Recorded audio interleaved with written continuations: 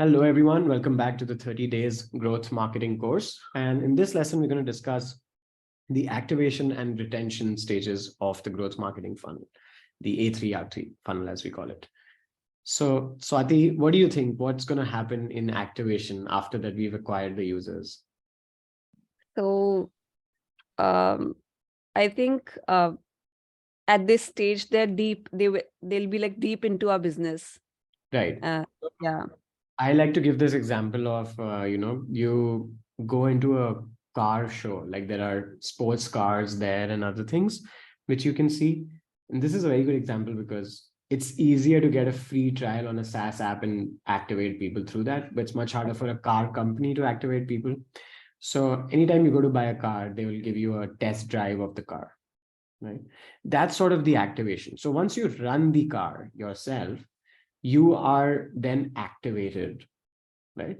So you walk into the store, it's sort of acquisition, right? So you've walked into the store, it's acquisition. But before that, maybe you saw an ad of the car on TV or radio or something. Then you're aware about that this car exists. When you walk into the store, you're acquired. When you test drive the car, then you're activated, right? Got it. And this is an interesting example because mostly people will talk about onboarding free trials, but you should also think of it like from an offline space.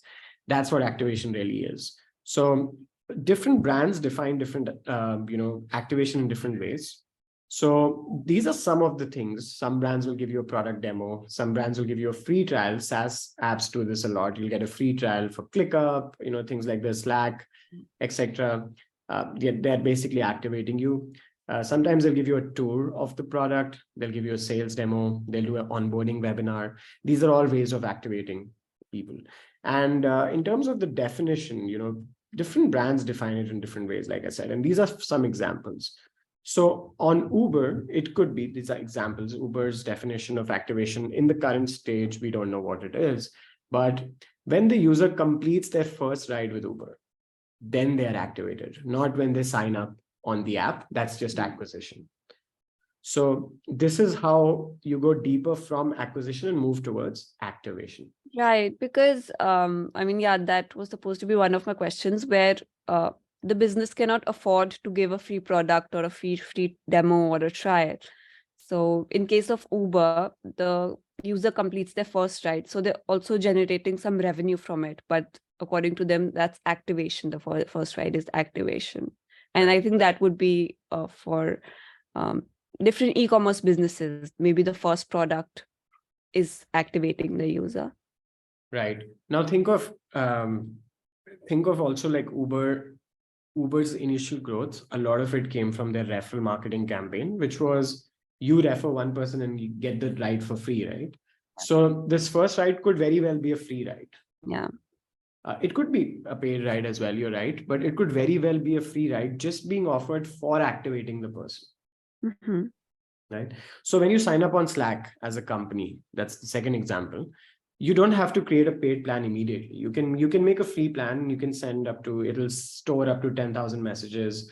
You can huddle with one person at a time. There are limitations, but you can very well use the product for free. Okay. And this is all a journey through activation where you are activated, but you also keep using Slack, so you are retained. And when you keep using Slack, you realize that you could do more with Slack if you get the paid plan, then you move into revenue. Okay. That was our journey with Slack. We got on a free plan. We found about Slack. We were made aware. We signed up for the free plan. We were acquired. Then we used the free plan. We were activated. Okay. Then we consistently came back on Slack and kept using it, not like, just used it, tested it out, and then left it. So we were retained. Then we realized it would help us if we get the paid plan. As of now, we have the paid plan. Yeah. When we got the paid plan, we were in the revenue. And now think of it like this. We are now paying every month for the paid plan. So we are now retained. Right? So retention came before, retention came in again. So there are always going to be this funnel is very flexible, right? So this retention you saw was after activation, but after revenue, we again need retention. We can't just be saying, okay, now we make money and let's ask them for referrals because this is how the 3 funnel works. But retention has to be maintained, right? Zepto is a startup which gives you groceries, right? So customer receives a grocery delivery from Zepto. Now they're activated. They can actually feel your product or service, right? Just like the test drive in the car. Customer books a free audit call. Now I got this ebook from HubSpot, let's say, but it has nothing to do with their offering, which is a CRM software, right? Okay. So what if I got the ebook, but I then signed up for a free trial on their CRM software? Then I am going deeper in the funnel. So that was just acquisition, but now I'm getting into activation. Sure. Right? So the milestone has to be defined by the startup. So this is, again, something that the startup defines. But the number of users who reach that particular milestone over the number of users who signed up multiplied by 100 will give you your activation rate. So if your activation rate is 30%, you are able to activate only 3 out of 10 people you acquired. So let's say you spent $1 per acquisition. Out of those $10, $7 are on people who will not be activated. So they will, if they're not activated, they'll probably not pay you anything. So you'll not be generating revenue from that. So the higher the activation rate, obviously, the better. Right. So think of Twitter. That's a good example that I'm, just coming in my head. On Twitter, if you would sign up on Twitter, you will be acquired. Yeah. And Twitter will ask you to follow 10 people. Because people who follow 10 people are much more likely to be retained in the long run. Then you follow 10 people, then it asks you to make your first tweet. Then you make your first tweet. Then you fill in your Twitter bio. Once you've done all of that, you're activated. So it's quite a deep activation. So you could have a weak activation or a strong activation. So a weak activation would be you sign up, watch a product demo. It's not such a big deal. But a stronger activation could be you sign up, watch a product demo. Let's say, for example, Miro. I signed up and I watched the Miro demo. Then I had to make a board on Miro, add some sticky notes, start writing content. Then I'm activated. So that's a stronger activation than me just watching a Miro demo. Right. So just up to the company to decide what metrics they want to measure. Correct. And how do you decide that? That's like a deeper question. How do you know as a company which one should be an activation metric? You should see which activation metric is more likely to lead to retention or more likely to lead to revenue, whatever your next stage in the funnel is. So important note here is that after activation, you could be directly generating revenue / retention. So the order of these two can be changed. Let me give you an example. If you're taking a person through a 7 days free trial, post which they have to pay first for the paid subscription, then you're going from activation to revenue. And then after that, you're retaining them on a month-on-month basis. ClickUp is a good example. On the other hand, but ClickUp also offers now free plans. But if Slack has a free plan, then you are going activation to retention directly. You just want the people to keep coming back first. Only then will they pay. Because think of it like this. You can see up to 10,000 messages on Slack for free. So until you run out of those 10,000 messages, you will not be thinking about making a payment. Yeah. And to exchange 10,000 messages, you have to be retained enough first. Yes. Retention comes before revenue. Right? So now let's take an agency example, right? We are a marketing agency. We acquire people, we get those leads. Then we book a discovery call with them. This is our activation. In the discovery call, they're able to see what we do. So they get a feel of us, of how we work. Once they've been activated, we directly generate revenue. We send them a contract, they pay us for the contract, and then we retain them. So it's a monthly contract, right? We are sort of on the retainer for the client. So for us, revenue comes before retention. Okay. Right. So these two stages can be interchanged, and retention can happen again after revenue, depending on the business. Sure. Got it. Cool. So that's sort of activation. I think I put 2 examples here, one from Asana, where it, takes you through a guide where you say, okay, this is what I do. And then it recommends features to you. This is, again, an activation journey. User onboarding journey is also part of activation.